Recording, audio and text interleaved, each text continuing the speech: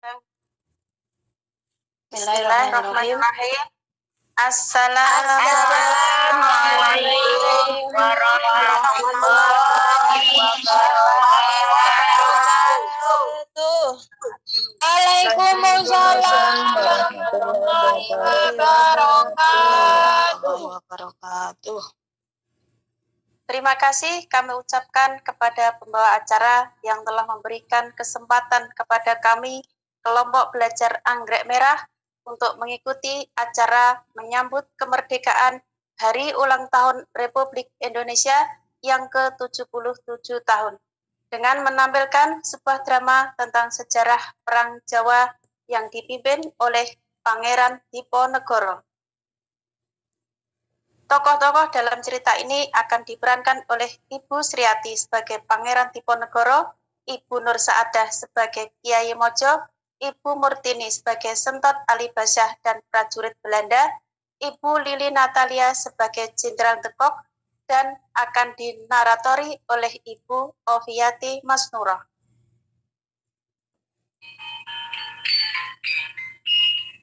Pangeran Diponegoro adalah salah satu pahlawan nasional. Beliau adalah putra dari Sultan Hamengkubuwono III dan Raden Ajeng Mangkorowati yang memiliki nama kecil Raden Mas Ontowiryo yang lahir di Yogyakarta pada tanggal 11 November tahun 1785. Pangeran Diponegoro adalah seorang yang sederhana, patuh, dan taat dalam ilmu agama. Meskipun ia anak seorang bangsawan, beliau selalu bergaul dengan rakyat jelata. Akibat dari penjajahan bangsa Belanda, rakyat semakin menderita, dan akhirnya Pangeran Diponegoro tidak bisa tinggal diam. Saudara-saudara, penjajah semakin berkuasa. Pangeran Diponegoro sambil berjalan berputar-putar dikelilingi dua rekannya dan duduk bersila. Kita harus bagaimana, Pangeran? Sepertinya kita harus melakukan perlawanan. Kalau seperti ini terus, rakyat akan semakin menderita. Iya, betul. Rakyat menderita karena pajak yang semakin mahal. Bagaimana kalau kita membuat perlawanan? Saya setuju. Kita harus membuat strategi perlawanan, tetapi tetap harus waspada. Siap, Pangeran. Allahu Akbar. Allahu Akbar. Akhirnya Pangeran Diponegoro melakukan perlawanan dengan mulai menyerang Belanda. Karena Belanda telah memasang tiang-tiang panjang, pembangunan jalan yang melewati rumah, masjid, dan makam leluhur Pangeran Diponegoro. Perang ini disebut dengan Perang Jawa atau Perang Diponegoro yang berlangsung selama 5 tahun, berawal dari tahun 1825 sampai dengan tahun 1830.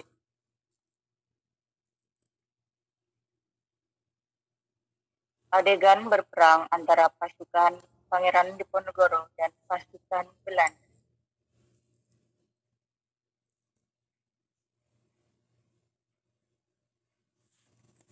Lapor, Mister. Pasukan Diponegoro telah menyerang kita. Hah? Diponegoro? Untuk apa orang pribumi itu menyerang kita? Pasukan kita habis dan kas kita jadi merugi. Apa yang harus kita lakukan? Tidak mungkin. Segera tangkap dia.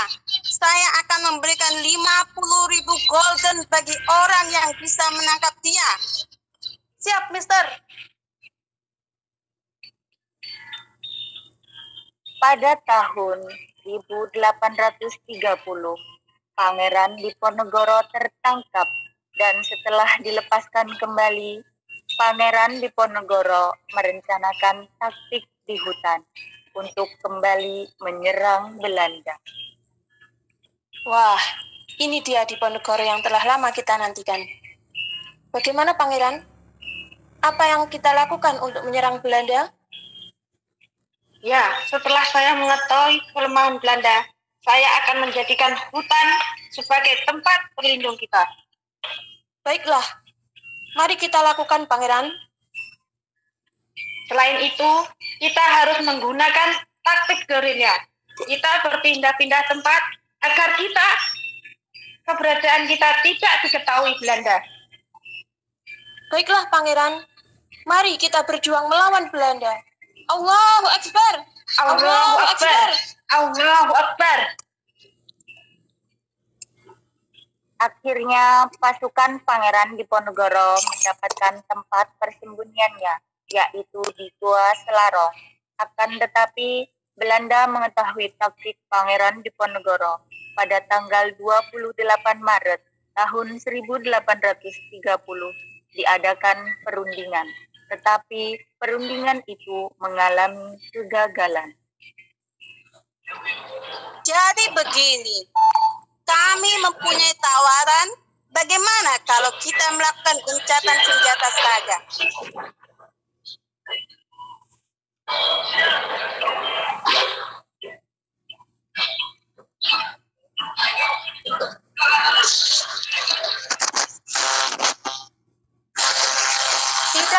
Tidak bisa.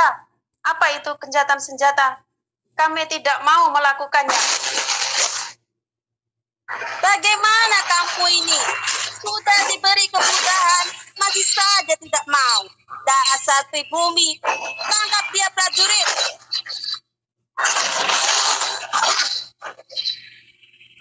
Pangeran Diponegoro kemudian ditangkap dan dibawa ke Batavia pada tanggal 3 Mei tahun 1830.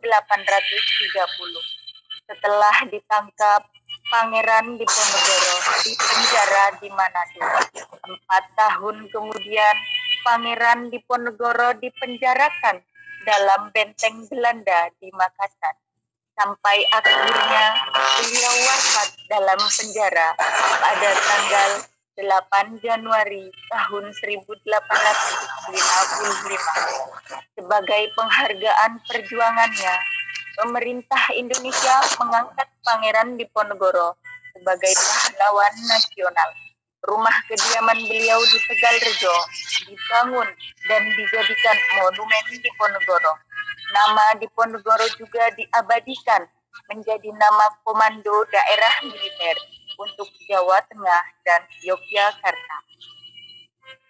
Pesan yang dapat kita ambil dari kisah Pangeran Diponegoro adalah, jadikanlah diri kita sebagai pribadi yang soleh, dekat dengan Allah, sebagaimana Pangeran Diponegoro sering tirakat, bersunyi di tempat terpencil untuk bertakaruk kepada Allah Subhanahu wa Ta'ala.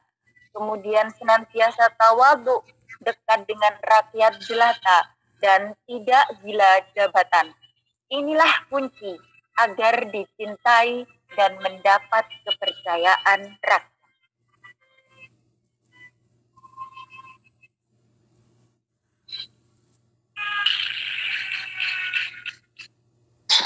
Demikian kreasi yang dapat kami tampilkan. Semoga bermanfaat.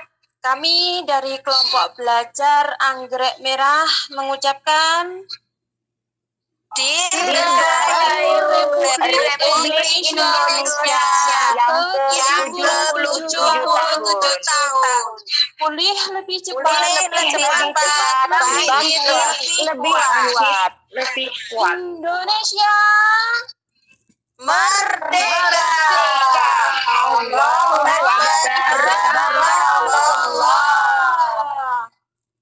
Wa akhiran. Wassalamualaikum warahmatullahi wabarakatuh.